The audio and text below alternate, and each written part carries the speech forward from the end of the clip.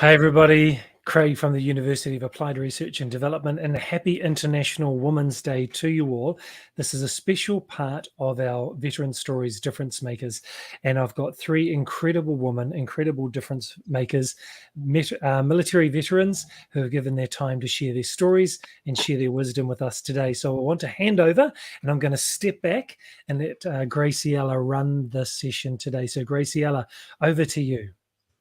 All right. Thank you so much, Dr. Hansen. So, this is going to be a fun conversation with two of my fellow women veteran sisters. And I want to introduce you to Melissa Steinman, who's up in the Portland area.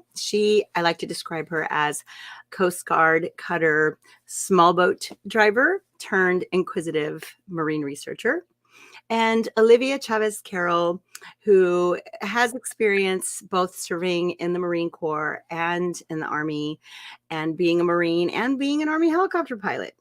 And she has become a consultant and a veteran advocate and an author. So I want to celebrate the two of you on this day. And as we celebrate just being women and all that we can do and all that we have done and all that we've yet to do. So thank you for joining and sharing the stories. I'm really spotlighting you guys today. So I'm just going to be the question asker. And then you guys have such rich stories to share. So let's just start with Melissa. I know that, you and I have talked during some of the branding sessions, but I would love for you to just tell us, what was your initial desire to join the Coast Guard? Where did that come from? And what was that like to make that decision to start? Yeah, thanks, Graciela. Man, I didn't come from a military family. My grandfather had been in the military, but my dad and my mom, never were. Mm-hmm. And so when I was just looking at schools, I started to look really at what matched my goals and really what matched my core values. And mm-hmm. so when I read what the Coast Guard Academy, what their core values were, it already matched. But, I jokingly have told my students when I was teaching that, we had dial-up internet. And so it was kind of, mm-hmm. you only had a limited amount of time. And I didn't make it to the page that said that you had to have chemistry, calculus, and physics in order to apply to the academy. And so I just did the application and I wrote an essay telling them how my core values matched and that either the Coast Guard was going to benefit from it or corporate America was going to benefit from it. It was really up to them. And I got accepted.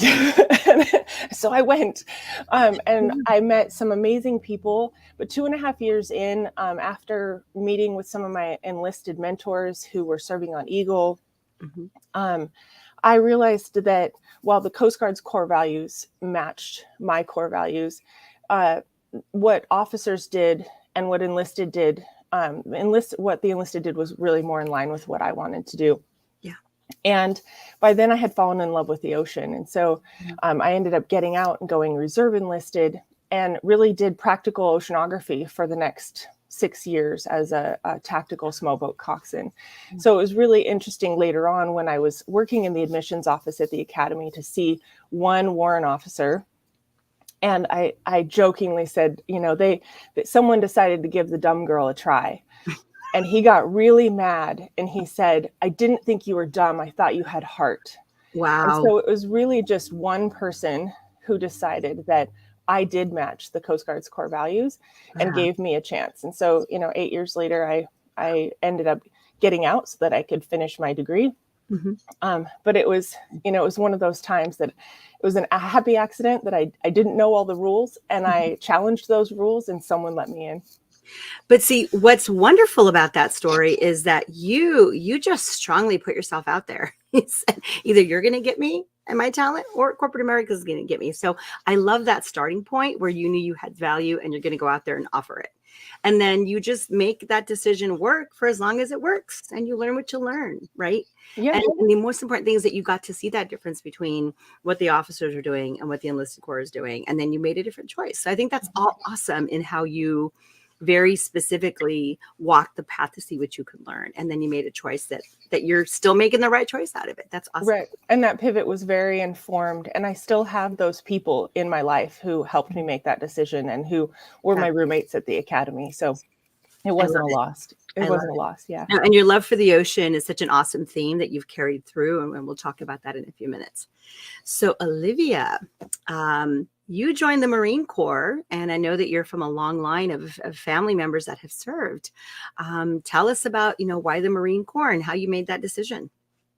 Well, yes, I do come from a long line, and I come from a long line of Marines. So I knew that if I joined the service, I was going to the Corps. I mean, there were no other options. And so I remember I'm from a small town in the Los Angeles County called de San Fernando, and we are our own city. Like, we have our own mayor, own council, and we're only 2.5 square miles round. So we're tiny, but we are mighty. So we had our own recruiting station, and I remember going in there and saying, okay, let's check it out. So I walked in, and the Air Force said hello. The Army said hello. I poked in. There was nobody in the Marine Corps office. The Navy said hello. And I walked out, and they're like, hey, wait. I was like, oh, I'll be back.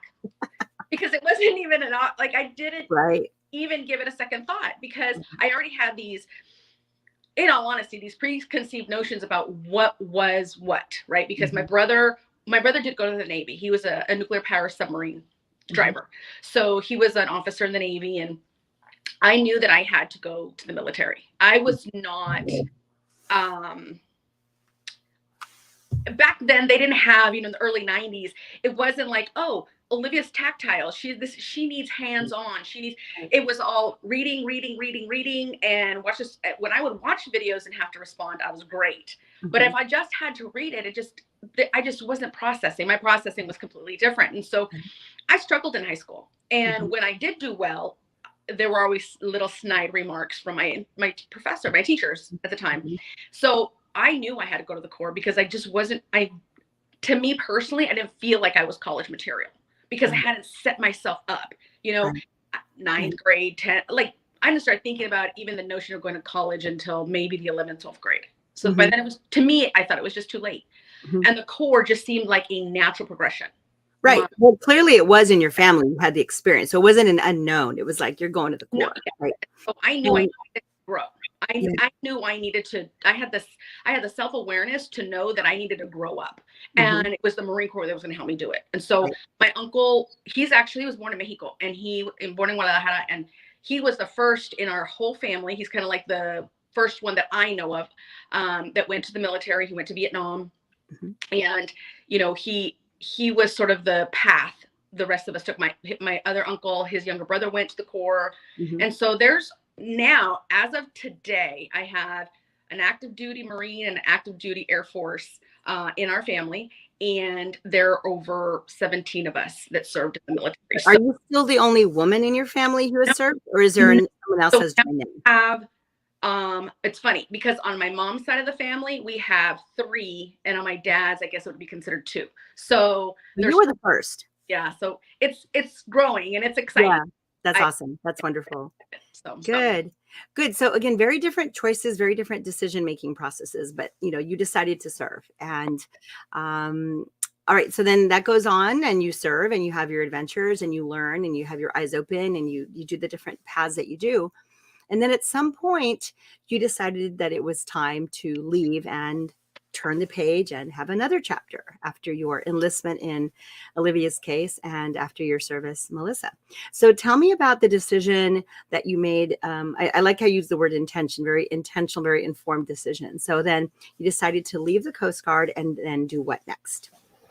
Yeah. So after 3 deployments after 9/11, as a tactical coxswain, there wasn't, the Coast Guard hadn't really intended to have those deployable units. There were combat deployable units in, an 18, 20-year conflict.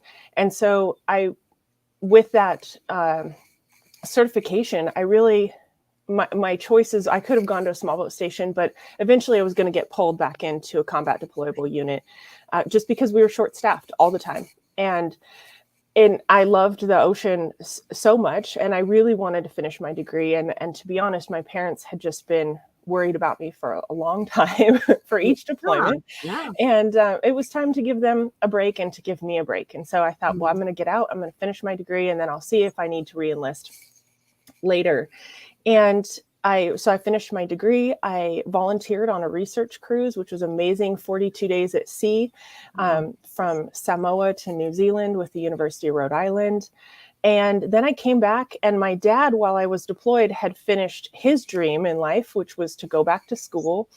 He did a 2-year degree and got his license as a contractor. Mm-hmm. And he opened Terry's Home Repair, which had been his goal for, since we were little. And I worked with my dad for a year and a half remodeling homes and, doing remodels, which sounds silly, except it was, 40 hours a week spending time with my dad and learning these skills from him. And and so after in 2008, the housing market took a dip. And I decided to try to see if education it was always something that had kind of drawn me. Where I was a training petty officer when I was in the Coast Guard. When I had been doing research as an undergraduate, I was the person who my research partner and I would be tagged if an elementary group was coming in. And so life had just always been saying, you're going to be an educator somewhere, in here, you're going to be an educator. And I love it. So I went to my old middle school, and I started subbing as a classified staff to see if middle schoolers drove me crazy. Mm-hmm. And it turns out they were my favorite age group. And we're a special breed. That's my middle school age group. And so I went back and got my master's in teaching. Ended up teaching for 6 years here in Oregon and a year for Arizona Game and Fish down in Arizona. And then I pivoted again. And while I was teaching, I used those skills. So we had a carpentry program that I taught in.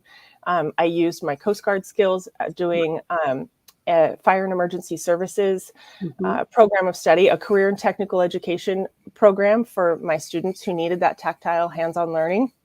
And then I taught, and then I taught science, and oceanography was one of those classes. And so I had really just pulled together all of the areas of my background to serve the needs of my students. But the grant right there, because that's worth celebrating right there. Okay, you just put together your love of the ocean, your time on the ocean, the pieces of that career that you wanted to bring forward, and you mashed it up with that desire to teach kids. I think that's an incredible blend and an incredible transition part of your story. You went straight into working for your dad, and then it led to something else. I think that's amazing. And it speaks to the versatility and the massive skill set that we women veterans have that are not always known, right? Because I didn't know that part about you working with your dad. That's super cool. So I just wanted to celebrate that. That's really super cool. And then there's going to be yet another transition where you become a student. But let's get back to Olivia's transition. She leaves the Marine Corps, and she also is hearing the call to go to school in a different way. And so tell us about the transition out of the Marine Corps into what you did into when you went into the next service. Well, I had, when I got out of the Marine Corps, I had made the decision to go back to school. And I thought, okay, obviously I have the GI Bill. It was sort of I think to me at that time, I thought it was just a natural progression. I went to the Corps. It's time to use my GI Bill. And back then, I'm going to tell you, for those people that are listening, this was like 97 that I started going back to school. So our GI Bill was like, I don't know, maybe 600, and I think it was even $660. It was very minimal compared to what it is now that we got to bring home. But I really wanted to go back to school, and I needed as many of the benefits to go for me because I was a single mom at this time. So I needed the additional money to help raise my son. So I actually went to Los Angeles Community College. It was it's called Pierce College, which I love Pierce College and where it's going. And I went to school for $1. I did my research. I looked for grants. And that was the first time I started started the little pieces of telling a little bit of my story, because I was embarrassed to be a single parent. I was embarrassed that I came from, an abusive relationship. I was embarrassed of all those things. But I had one of my professors said to me, Olivia, there's so much out there for you, not only as a veteran, as a woman, as a Latina. Like, she went down this list, and I was like, Okay. And so I just started going into, and back then, we didn't have, I don't even know if we had the internet. Not like we do now, So we had some internet, dial up. Who said dial up earlier? In the Marine Corps, we had intranet. So, right. Yeah. But you got your info. You got your info. Yeah. I started walking to all the offices to fill out these applications, and I went back to school, and I decided that I knew from the very beginning that I wanted to study politics. I wanted to study political science. So I got my degree in political science, but in the process of getting my degree, 9/11 happened. So 9/11 happened, and I was due to graduate the following year. And so the first day it happened, obviously, I think everybody remembers where they were. But it stayed with me because at school we started receiving bomb threats. They were evacuating the school. There was constantly things going on campus. And so that really stuck with me. And I started making phone calls about going back into the Marine Corps. But then I was like, in the Marine Corps, you can't go back in. So I got accepted to University of South Carolina, packed up my son, packed up my little Ford Escape, and I drove to South Carolina, and I studied government and international relations, and I minored in Spanish. And while I was there is when I was approached by another Marine who said, try the Guard. I'm like, the Guard? I'm not going to the Guard, Again, these preconceived notions of what service was what, right? So I really matured a lot in that time frame because I had other Marines were telling me this is where I should go. And so then I ended up joining the South Carolina Army National Guard. And the funny thing is I didn't have to go to basic training. I didn't have to do anything. They're like, sign these forms. Here's your uniform. See you next month. And I was like, ooh, okay. But there's other ways. Yeah. No, I love your story. Because I love that you did that. I love that you gave another service a chance, to utilize your awesome talent, right? But then they didn't stop there. They went ahead and somebody encouraged you to go fly. Yes. I believe he's still Lieutenant Colonel Adrian Priester now. Back then he was a captain. You muted. I was dumbfounded by, he's like, hey, I heard you want to be an officer. Yeah, but I'm too old. Because I was again thinking of what the rules and regs were for the Corps. And he's like, no, you're not. You could, and so I was like, yeah, of course I want to go to OCS. He's like, want to fly? And I was like, why not? I'm here. But it was never like a forethought as when I was a kid. It just wasn't something. And then they put me in a helicopter. They're like, here, they thought it was rather amusing because I think somebody videotaped it. To hover, because hovering is not a natural thing. I was like the pendulum like this, like it was pretty funny. But the fact that here I had the only African-American man in our unit flying come to me and say, hey, look, this is something you can do. You can do this. And I was scared. I mean, I was 5 feet tall. I was not from South Carolina. And, and in the National Guard in that time, I mean, they're still flying the rebel flag in the front of the State House when I went to flight school. So it was a big deal. And I'll be honest, I wasn't looking at the big deal. I was looking at, okay, I want to do this. Now that I've decided I want to do it, you're going to let me do this. And right now. So it's pretty awesome. And I appreciated everything that South Carolina helped me do. Wow. I'm just thinking about how, again, so reflecting on your story, you are on the other side of the country. You're a single mom. You are in school, and yet the universe is bringing you mentors, and the universe is bringing you people who see much more in you than you see in yourself. And I think that is such an important part of for all of us, as we move into the next chapter, that someone else is around, so that those little voices in our head that, tell us that we know everything about everything, that those will go away and we can receive other information. And I'm so glad that you listened and that you got that opportunity. Okay. So then back to Melissa. So you're working, you're teaching, and then you made a decision to go to school to complete your degree. And this is where you and I intersected at Portland State. What's that been like for you to then have this new persona of being a student veteran? And then we have about 10 minutes left, so I want to blend this question. So tell us about, being a student veteran, and then really formulating this new identity for yourself, because you're looking ahead. You're someone that's always looking ahead, right? So you're in school and you're studying, but you're also thinking ahead about who you're going to be. What has that been like for you to be a student and to be figuring out your identity? And then very specifically, I'm going to ask you a question after you answer that one Okay. about how we work together. Yeah, so the transition has probably been one of the hardest in my life, because I think, after I think I moved up here to Portland when I was 37 or something, but I had been the first female in the history of my unit to be a tactical boat driver. I had been, there were definitely women before us at the academy, but we still were a small but mighty number. And then when I was teaching, we successfully wrote and executed 2 grants at a very small high school for around $700,000 over the course of 4 years. Yeah. And so for 186 kids, that was a lot of opportunity. Wow. But so I had been highly successful in all of these things with a lot of hard work and along the way, and a lot of great team members. And then I shifted to do a postbac in biology so I could fill in some gaps like organic chemistry and, the classes that I didn't take before I went to the academy, molecular biology, things like that. And so going back to school, I was new again I was not an expert, and I had been so accustomed to being an expert that being new felt like a failure. Right. And so I just kept going to class and finding people that could, would help me with different classes. And I got excited about more things. I ended up in a virology class, which I never thought I would do. And that professor is amazing and allowed us to do some hands-on research in the lab. And I volunteered in a lab and got to know that professor.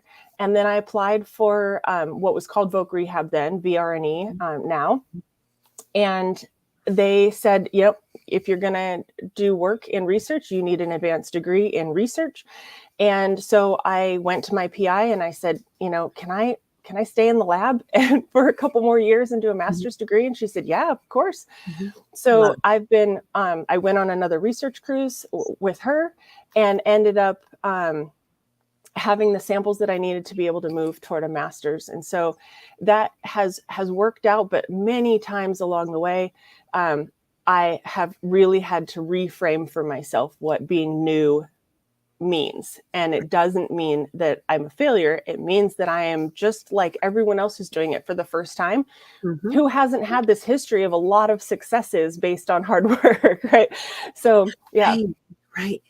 Say that again. That was so good. And I was listening so intently. I didn't write it down. How did you say it? That you were, I was so used to being an expert that, what was that you said? I think that's a quotable quote right there. The being new felt like a failure. I was so used to being an expert that being new felt like a failure. Yeah. I think we can all relate to that. Yeah. Yes? Yeah. And then so that actually is a reason to keep doing the same thing. Yeah, right. And I don't want to go do something different and then feel like I don't know anything. I want to just stay here. That's the comfort zone, isn't it? And I think it really feeds into that imposter syndrome for a lot of people, that when you feel like an imposter, but then when you look back and you're like, wait a minute, no, I'm not an imposter. I have all these other skills. I'm just new at this one thing. Right. I think we need to that whole imposter syndrome. You feel like you don't belong there, but that's because you're still learning. Yes. You're evolving into a new thing, right? It's not imposter syndrome. It's lifelong learner syndrome. Maybe we need to switch it up. Yeah. So now I'm scheduled to defend my master's. Of course, COVID created some delays in different things. We weren't allowed in the lab for a while. The field work I'd scheduled to do, we weren't able to do. So I had to do a hard pivot of my whole thesis. And so I'm scheduled to defend in November, and then I'm going to be looking for PhD programs.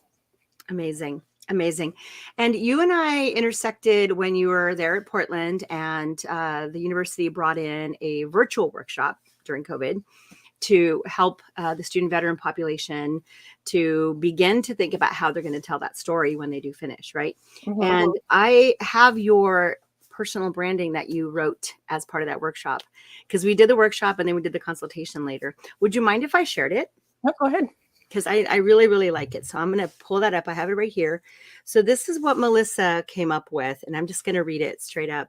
And just to give you an idea of what she was able to put together, like drawing from all these parts of her life, which is the process. Okay, so here it is. I'm Melissa, inquisitive marine researcher and lifelong student on and off the sea and the systems with which it interacts. I bring my collaborative, tenacious personality and natural curiosity to all I do. As comfortable prototyping, tinkering, and physically building things as I am doing experimental design and data analysis of large data sets of DNA sequences in the lab. Whether co-authoring successful grant proposals to bring new programs to students, training and teaching freshmen on a Coast Guard cutter, or grabbing a 50-foot core basalt from the mid-ocean ridge in the South Pacific, I'm the inquisitive professional with excellent listening and troubleshooting skills who's excellent at managing the expectations of stakeholders. Whew, I love that. I love how you wrap that all up. That's so good. And so I think you are such an amazing example, and thank you for coming here today to share the story of how to do your forward-looking branding, to really tell your story. You need to have that moment, that time to really draw upon all those amazing things that you've already done that maybe you forgot about or you overrode it with other memories, but they're there. They're your attributes, your skills to bring forward to the next audience as you apply for your PhD program. So I think that's such a beautiful example, Melissa. Thank you for letting me share it. Thank you. Thanks so much. And Olivia, so you flew, you deployed, you finished your degree, you became an officer, and you've done another transition after that. And now you're doing some consulting work and you're doing some veteran advocacy work. You have so much to draw upon as well. How do you, well, I know because I took it to the exercise, this year, right? Last year? May? Oh, last year. Yeah. May?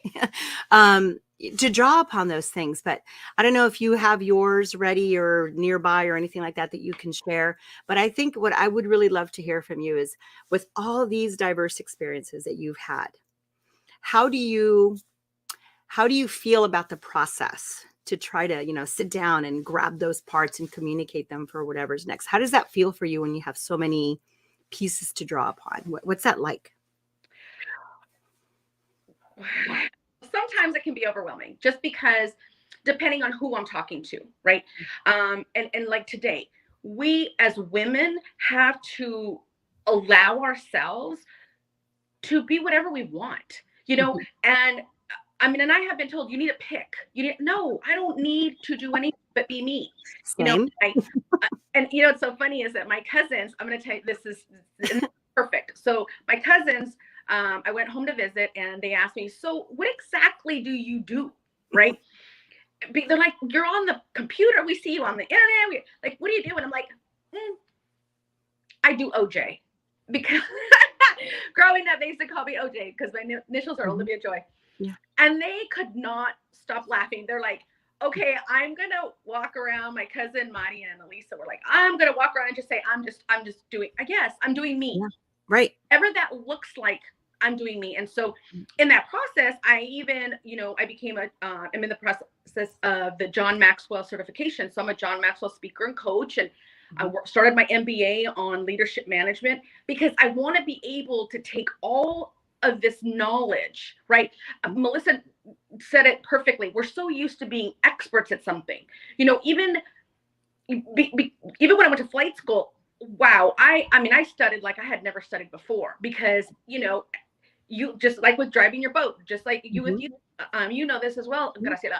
There's a difference between will, shall, and or if, right? In our world in emergency procedures. And so that's kind of how I look at it. And I try to put myself in the position of who I'm talking to before but I always want to be authentic and genuine. And that's why I comment about like the way I learned, the way I started studying growing up, because now at least I know how I study. I know how to learn. And I taught actually military academy students from 6th to 12th grade. And I'm going to tell you, Melissa, 6th grade, like literally the 6th grade, that's probably my limit. Either that or some honors or something, because I'm like, pounds. So anyway, but Yeah. I grow together with that. I'm now the chair of the California Women Veterans Leadership Council. So, ladies, if you're a mom, a sister, a wife, a vet, a woman veteran, please, go to the LinkedIn site. You can connect with us. We really are focusing, again, growing each other. That veteran nucleus is it's no longer, the two parents and their children, right? That veteran nucleus is Zoe, my dog, is, my neighbors. My veteran nucleus is an individual to me just as much as my DNA and fingerprints. Right. And it's so important that when we do that, that when we're having these conversations, we let each other know it's okay. It's okay that you have these wild dreams. They're beautiful. And, when I first wrote, when I got with the Behind the Rank Volume 4, and I got to write in this with Lila Holly and the Camouflage Sisters, it really made a difference for me because I had to dig down deep in places that I wasn't very comfortable with, and share things in public that are now in print that I can never erase or put away. So, for me, the transition, I've learned to look at it like this. We are in transition every day. I have the transition from my bed to my desk. I know that may sound simple, people, but it is not always, especially for COVID. How many of us have had to change our thought process from the newscasters that yes, you do need to wear pants, not shorts. So, I mean, I try to keep myself as light as possible because of my own isms, right, in my life. So we transition every day. Everything we do is a transition, whether we're buying a house, buying a car, deciding to lease or rent, we're always in a state of transition. And I think if we can become experts in that, then making the transitions would be so much easier. Right. And one of those things is, like you just gave a great example, right? When you made the choice to become an author and to choose that pathway with Lila and the story she's bringing, that is all about, your audience is going to be other women veterans, others who love to read about our stories. And so that's an audience where you chose to reveal everything that you did. Okay. But that's part of the expertise needed in your transition, is you're not always going to do that with the next audience, right? So now you're getting your MBA, and let's say that you decide to, I don't know, I'll just pick this, go do the PhD project because you want to be a business school professor one day. Okay. When you apply to that project, you're not going to reveal anywhere near what you did in the book because your audience is expecting you to contribute value differently. Right. And so that expertise that you're talking about, we're transitioning all the time. But I think one of the hard things for veterans is how much to share. Do I say I'm a sniper? No, not unless you're joining a SWAT team. Right. And so that skill set of what do I reveal? It isn't like you're lacking content. Is anybody here lacking content about their lives? No, it's about really it's being intentional with, these are all the things I could say, but then depending on who the audience is that I want to influence, because that's what you're trying to do, right? You're trying to influence a specific person. It's important to know about them and their psychology. So Melissa, when you're applying to your PhD program, right, I would imagine that you're going to maybe do the personal branding exercise again to position yourself as the must-have researcher candidate in your program, right? That's going to be your audience. And Olivia, I don't know who your next audience is that you need to influence. Who is it going to be, right? Yep. But you now have it, right? Speaking of the process, what was the hardest thing for you when we went through the process? When I took you through the questions, remember, just to for the audience that hasn't seen the process, I asked questions about career success, things that you're proud of, projects you're working on that showcase your talents, most interesting things that have happened to you, things that you built. We basically go across your experience as a human, as a woman, as a veteran, as a teacher, all the different parts. You draw on whatever you want to draw upon. It's a brainstorming exercise. And I ask in the middle, so how does this feel for you to bring out these things to the forefront of your mind? Do you remember what that was like for you? I'll ask Melissa first.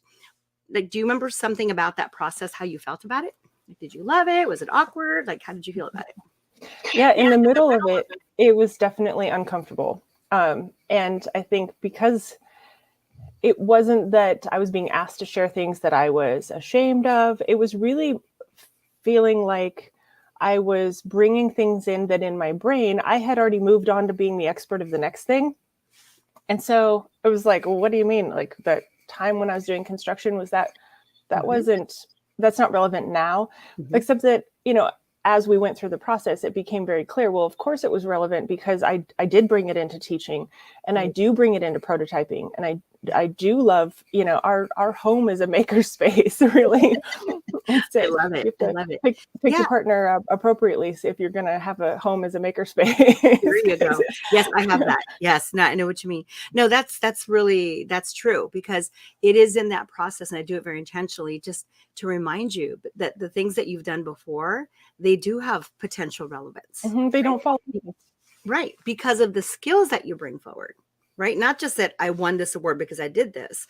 No, it's what did you learn there that is now a skill that you can showcase as part of your forward-looking value, right? And that's wonderful.